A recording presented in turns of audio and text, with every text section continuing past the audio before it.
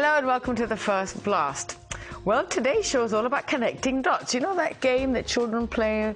You have the numbers and the dots, and it all looks like a big mess. And then when you connect the dots up, it makes a shape. Something emerges. Well, this is a bit like that. This show is all about connecting the dots. But which dots? The dots of your past life to your present life, the dots of your present life to your future life. Now, this all sounds a bit bizarre and insane, but it's actually not. All shall be revealed now.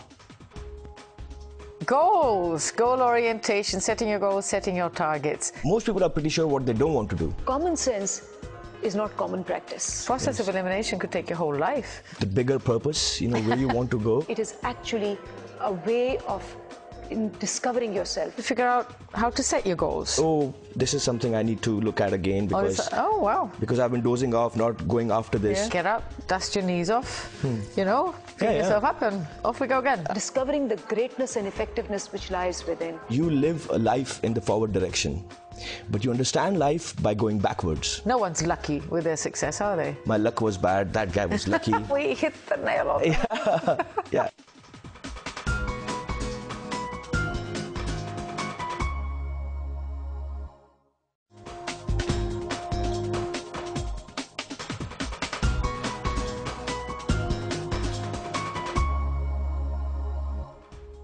Welcome back. Goals, goal orientation, setting your goals, setting your targets.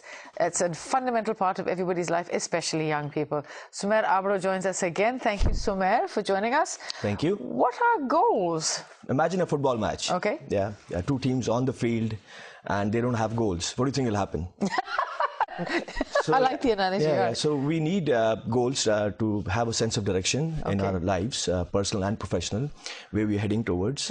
So goals are necessary for each and every individual. It's how you look at them. One of the things which I've learned also is that, maybe people don't like to, write down goals because they're not sure what they want to do.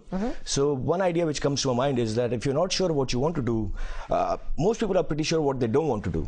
You can work it around the other way and say, yes, I'm going to do the process of elimination. It just might take you a while. Yes. It's generally a good idea if you have some idea of what you want to do because you can narrow it down. Yes. The process of elimination could take your whole life. When you think about goals, it should start with your stance in life, maybe the bigger purpose, where you want to go. I know it's difficult, but I think if we start with that, goals can come in pretty easy because look at it, we have so many choices nowadays. Yes. We want to be winners, we want to be superheroes, we want to be CEOs, we want to be leaders, we want to be housewives, and so on and so forth. And all that, all those choices, where do we start? So I think a good place to start when you are thinking about goals is to think about your purpose in life. Where do you want to be? And 4 things come into my mind when you think of having a purpose in life is firstly, I think it's happiness. Oh, really? Yeah, because you know what, people usually say, oh, happiness is such a vague word. I think it's not, because even if you look at the American Constitution, I think it's the first or second paragraph, they start with the pursuit of happiness. I know. So there you go, that's a good starting point. And so if you start with happiness, and then maybe achievement, and then maybe significance, and then finally legacy. So these 4 words, I think, are pretty strong. If you start with that, sooner or later, you'll figure out your goals. You have to be sort of goal-oriented, yes, if you understand what I'm saying. And then you have to figure out how to set your goals. There's 2 aspects to that. What are your comments on that? What is it to be goal-oriented? And then how do you set your goals anyway? When you say you goal-oriented, what it means is that, you are pretty clear on the direction you want to go towards. Okay. Yeah. Your goals can be vague in the beginning. Right. And that's fine. That's not a problem. But at least you're trying to go somewhere. Just like the football match example. There is a sense of direction in the field. Okay. You know where you want to, kick the ball. So if you don't know where you want to kick the ball, and in life, if you don't know where you want to go, it can all just break down at any point. It can fall apart. Yeah. So, for example, you want to, let's say, drive to Hyderabad tomorrow. Okay. Yeah. So Hyderabad is your goal, for example.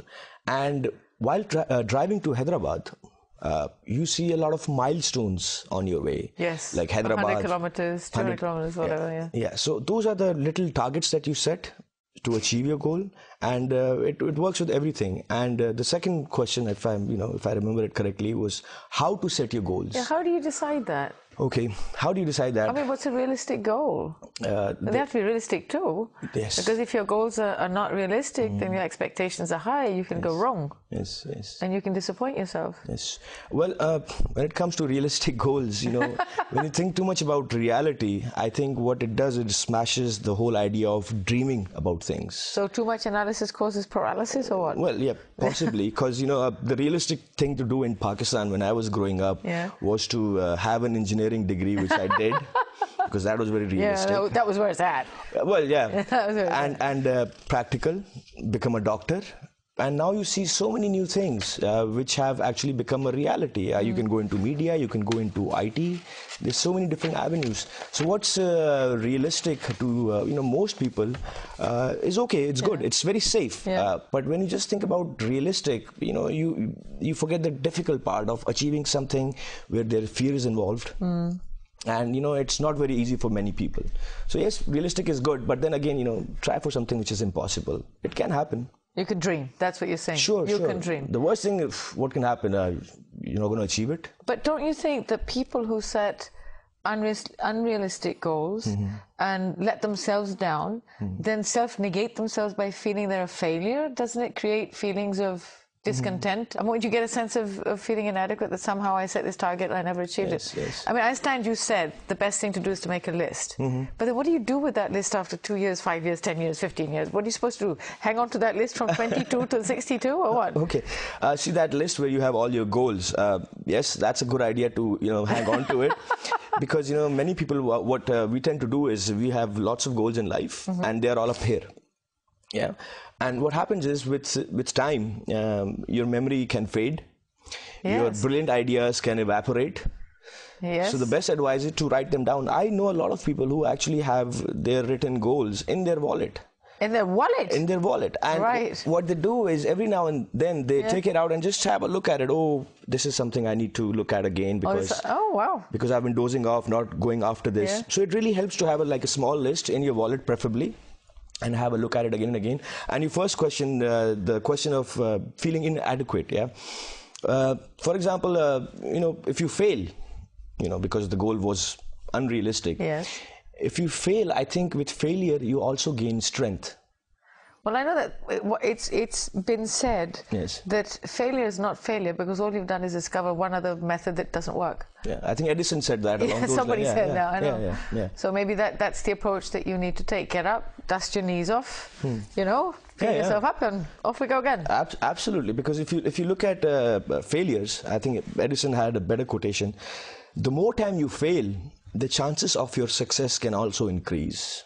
Well, it's an inverse equation. It's a numbers game. So if you're afraid of failing, or you never try anything, then you will not try anything, and the true taste of success will only come to you if you're not afraid of failing.